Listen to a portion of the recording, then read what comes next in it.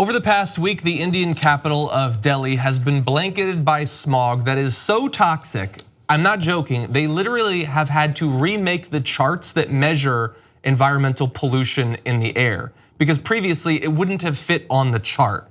The president of the Indian Medical Association called the pollution they're experiencing a public health emergency and warned residents to rest, quote, completely, meaning no walking or going outside in a gigantic city like that, citing concerns for asthma attacks, lung and heart damage, and sudden cardiac arrest from breathing the air they're experiencing right now. Delhi's chief minister called the city a gas chamber. And we're gonna show you some more pictures, obviously, but to give you an idea of what they're experiencing here, the air quality index was over 999, which doesn't mean anything by itself, but understand that it's 30 times the safe limit set by the WHO, 10 times worse than Beijing, which makes news 5 or 6 times a year for how dark and toxic the air is there. And look at that, planes couldn't take off at various points because the air was so thick you couldn't see to take off.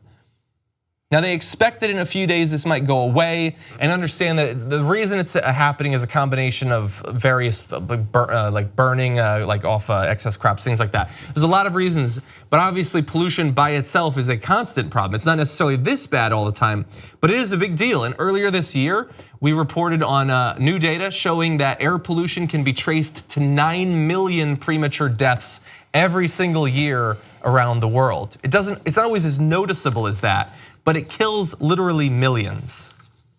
Yeah, I mean, it's been shown in recent studies to actually cause Alzheimer's, a premature onset of Alzheimer's, and so it affects even first world countries. That's an extreme example of it, but it's and by the way, it's coincidental that Trump should be in China, because China has these same problems, and they have problems not quite as bad as New Delhi, but you'll see all those pictures of people walking around in China with the masks on, and that's because the air is that bad. This is our future, in my view, particularly with the kind of policies that are being implemented by this administration. Take off the restrictions. I call them protections. You can call them restrictions. The regulations against polluting the air and the water, and this is our future. It's scary. You think it's in a whole different world. So whenever there's natural disasters, or we had the wildfires that swept through Northern California, a lot of. And the pictures you saw there, it looked third world, looked like a video game, looked like some kind of disaster movie.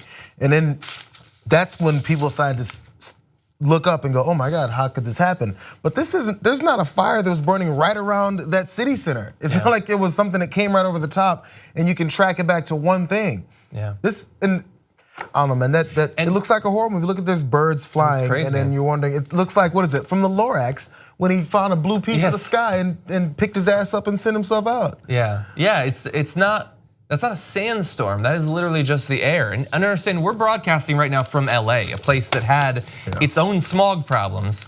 And the smog didn't go away just by chance. It didn't go away because of thoughts and prayers. It went away because we instituted new environmental protections. And they worked. And they worked. They worked there. They worked with the hole in the ozone layer, which is at its smallest level ever recorded since we destroyed it.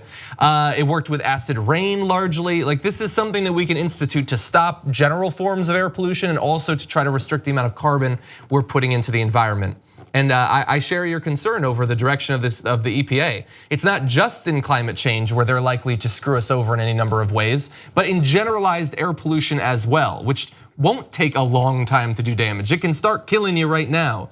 And when they're taking away rules, trying to tamp down how much methane is being emitted into the atmosphere, when they're getting rid of the rules, stopping people from just dumping all sorts of toxic sludge into rivers and streams, like, these are the things that we know that they're doing. God only knows what else they're doing. And I don't want the US to ever look like that. I don't want Delhi to look like that either. But I certainly don't want the US to look like that. And these are the people that are controlling the EPA and the federal government now. Right, we can't control those making decisions in Delhi, but we can control those making decisions here. Help us build independent media together. Come join us, tytnetwork.com/join.